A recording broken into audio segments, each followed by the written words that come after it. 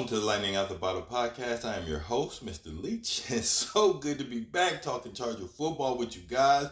Welcome back, Boat Gang. The season is underway. We're a week deep. We just started out against the Chiefs in Sao Paulo, Brazil, and beat the brakes off of them. Oh my goodness, the season is looking lovely. Here we are, 2025, second year of the Harbaugh regime, and it's looking fantastic so far. So as always, thank you guys for joining me. Don't forget to like, comment, and subscribe on all the videos. Man, go back and binge watch a couple. Tell me where I was wrong. See how things are playing out. This channel is all about criticism, baby, and making sure that we understand that we need to get to the best team we possibly can be. We are back, and we are poised to have a great run this year. And we also want to be realistic with our expectation. The goal this year isn't necessarily the Super Bowl, even though Harbaugh has historically made it to the Super Bowl in his second year. Our goal is to make sure that we get into the playoffs and guarantee us at least getting Justin's first win in the playoffs, and then next year making a deep run. But every year we hope to get to the Super Bowl, and if they do, I'm going to be there cheering just as loud as the next gang member. You know what I'm saying? So let's stay loud for our team. Let's get hype for our team. Let's do a lot of stuff. With the first week in the books, the Chargers flew to Sao Paulo, Brazil, and beat the brakes off the Chiefs, like I said before.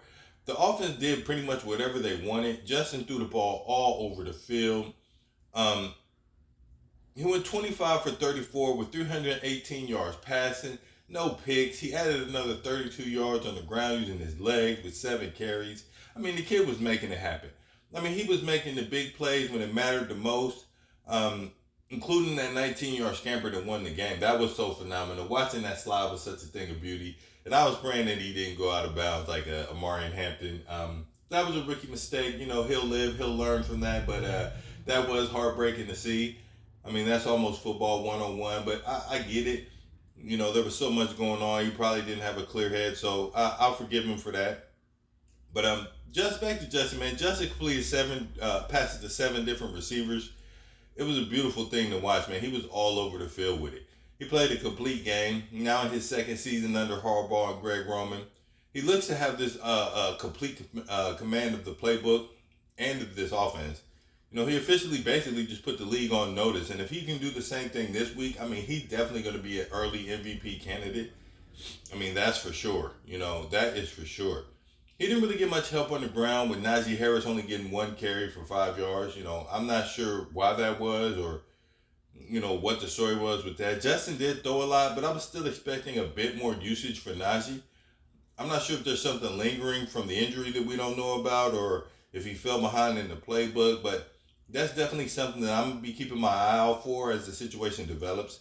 It may be nothing, it may be something. You know, it could have just been the game plan to come out and throw the ball on him. It could have been an issue we don't know about. So we'll just have to wait and see as that develops.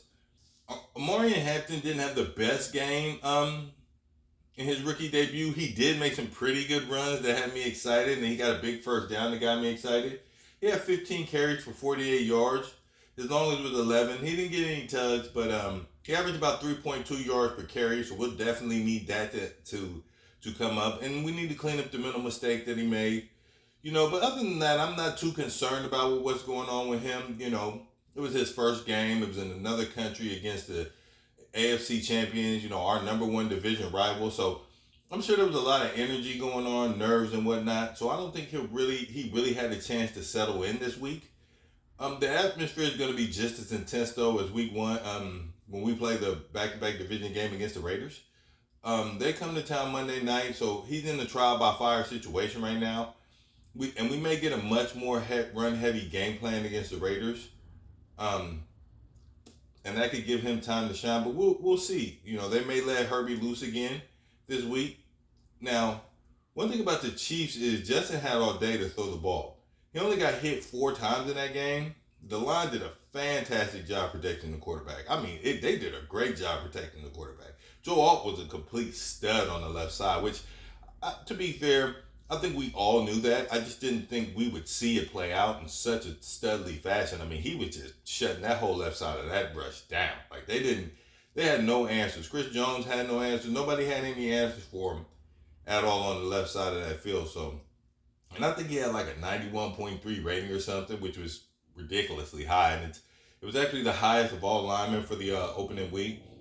Jamari Sawyer, this guy, I mean, he blew a beast of a run with that holding call. I mean, a beast of a run. But all in all, he did a pretty good job too, and the unit overall did, like I said, a fantastic job. So even without Slater, they looked poised and really, really in command and buttoned up. That's the word that the whole team looked. They looked buttoned up, ready for this season to start. So they did a fantastic job keeping that defensive line at bay.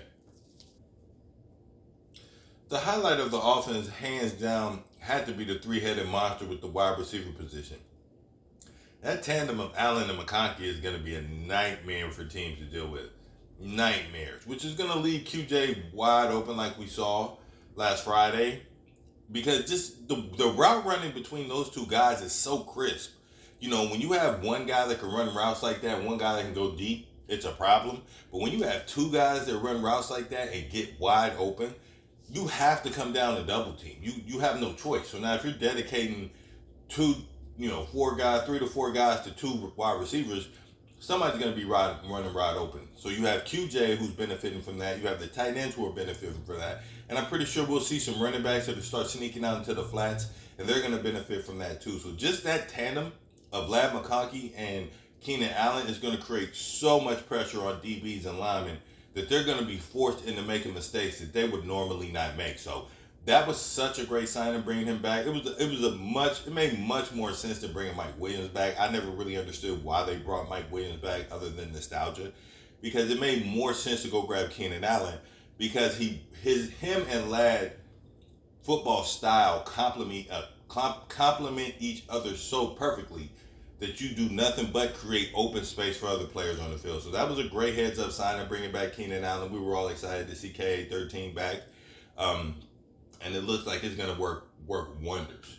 But what we're going to do is take a second to recognize QJ's performance, because I mean, man, man, that was a great. That's what we've been wanting to see for 3 years out of QJ. That is exactly what we've been looking for with this guy. I mean, he looked confident. He looked strong. He looked like he understood it. He was quick. He was agile. He was cutting around defenders. He was getting open. He was catching the ball in big spots. I mean, he did have one that looked like a drop, but it turned out to be pretty good defense. Yeah, he had 5 catches on 7 targets for 79 yards, 2 touchdowns.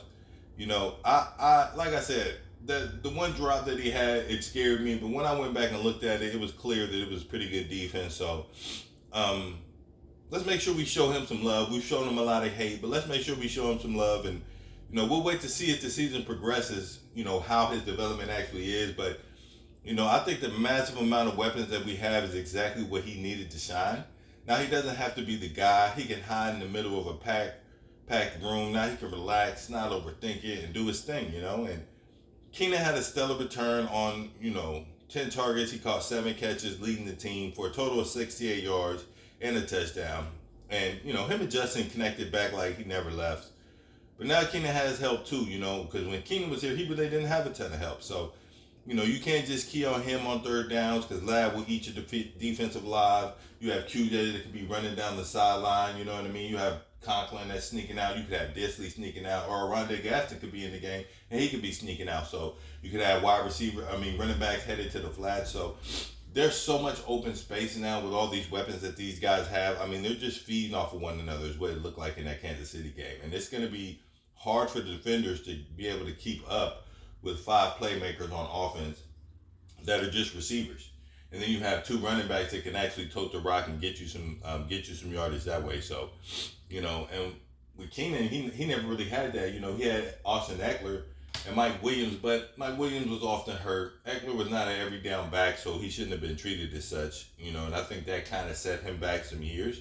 Even though he was a tough, strong runner, he's not an every down back runner. You needed a guy that could pound the rock, like a Najee Harris or an Marion Hampton. And then you come in with a scat back like Austin Eckler. But now, just 1 year later, he comes back. More experienced Justin, 4 other quality wide receivers, 3 really good tight ends, 2 quality and a serviceable back. And the line, even without Slater, played stout against a very good Andy Reid team. So I'm very proud of those guys for that. They did a fantastic job on that line protecting Justin and Justin making good decisions and people catching the ball, right? And we're getting them yards on the ground from Marion Hampton when we really needed them. So Yeah, it was awesome. It was just such an awesome thing to see. Big Bad Lad has 6 receptions on 9 targets for 75 yards. He continuing his dominance, right? And while Lad didn't get into the end zone, he did make a ton of big plays and big catches throughout the game that were crucial to the success of this offense, man. And I'm looking forward to seeing what his season is going to be. And now that he's not the sole focus of the opposing DB's coaches and the D coordinators, K13 is back and Johnson seems poised to show he's a serious threat. So I think Lad's going to have a great, quiet, spectacular season. It's one of them seasons where I think we're going to look back at the end and say, man, I didn't know he had that many catches or touchdowns or, whatever it is. But I think the way they have these three together, is insane. It's insane. So the two rookies didn't do much, but again, it's the same thing that applies to Marion Hampton. Plus, they got these three in front of them, so you don't really expect to see them hit the field that much when those three are playing so well. Right? They were almost playing flawless football, so the rookies weren't going to get too much show. I think they combined for 1 or 2 targets, and one completion was Trey Harris on his 11-yard catch. KLS didn't get a catch, so I'm sure they'll work him in as the season progresses. Same with Tyler Conklin and Will Disley. They're definitely a first down threat every time they're on the field. The catching all 3 targets that went their way. Tyler Conklin had 2 for 2 going 50 yards, and Will Disley was 1-1 for 18 yards. Conklin did fumble that ball on that 33-yard catch, which sent me through the roof. I'm not gonna lie to you guys. I was through the roof on that. I was like, "What are you doing, bro?" But again, looking back at it and taking the emotion out of it, I just see how it popped out. It's just he went to dip his head, dip his shoulder, and that shot on his shoulder jarred the ball loose. That's just how it happens. That's physics sometimes, and it is what it is, But last smacking it out of bounds, my goodness, showed just such elite IQ, such elite football IQ. Because we'd rather just take that penalty than risk the chance of landing on the ball incorrectly and that ball squirting out, and now you're risking a turnover. So great heads up play by him. I'm super pumped about how this receiver group is looking. And they definitely are something special. The defense really stood up to this Chiefs offense, man. They really, really stood up to this offense, especially that offensive line. Alohi and Dayon and Derwin, man, they had 9, 8, and 7 tackles respectively. Dayon and Deshaun Hand came away with a sack. Mahomes was running for his life, which I love to see it. He got hit 8 times. 8 times in this game. And me personally, I don't remember a game where we got to him that many times. And I actually hit him 8 times. I don't know. You guys can let me know that in the comments, but I don't really remember a game where we got to Patrick Mahomes and smacked him 8 times. But we definitely did that last night, and that was such a beautiful thing to watch. With the pressure and the coverage, they really caused problems for that offense. And when Worthy went down, they even though they got a couple of long bombs and Kelsey got that tug, they really, really didn't have a true deep threat in that game. Hollywood Brown did cook us for 10 catches and 99 yards, and Juju had 5 catches for 55 yards, I think it was. And then everyone else was pretty much held in check, including Kelsey. If you take away that TD catch, he was 1 for 3 targets with 10 yards. So if you take out the Mahomes scrambles, and they only gave up 41 yards on 11 rushes. So they did a great job stopping the run and keeping most of the passings in front of them. This defense really, really, really stepped up. And then Tierra Tart, to me, he was the star of the defense with those 3 bad downs. They came in such crucial times. He also had the best part of the game with the slap her around the world, So I could watch that on repeat for hours, for hours. But yeah, guys, I'm excited this week. This week is Raiders week, and I've been giving it to them all off season. And to be fair, they did have a great off season, and this should be a pretty good game. They definitely have a competent team. They have a competent quarterback. They have a legendary coach, a stabilizing front office, and they have a dynamic young running back. Dante Thornton, as you guys know, was one of my sleeper picks. He actually landed in Oakland, and he could be a fantastic player for them for years to come. Brock Bowers, their young fantastic tight end, is a little banged up, but he looks to be ready to go with that extra day of rest coming with his Monday game. And their defense isn't terrible, not as terrible as it has been at least. And, they went all the way to Foxborough and got a win. And even though the Patriots aren't the best team, still going on the road to a cold environment and coming away with a W in week one, it just gives you momentum and motivation, right? So, they'll be coming into this game riding high and having momentum with them as well. And they want to get some get back from last year after we beat the brakes off of them twice last year. So I expect this to be a tough, hard fought game. I don't think, we're going to come out Monday night and just dominate them from start to finish. I don't believe that. I want to see that every single time we play the Raiders. But I'm not sure it's going to happen that way. But I think it's going to be actually a pretty good game. So we will see. It's going to be a Monday night game, national TV. Nobody wants to get embarrassed on national TV while the world is watching. It's the only game going to be on at that time. So everybody's eyes will be on that game.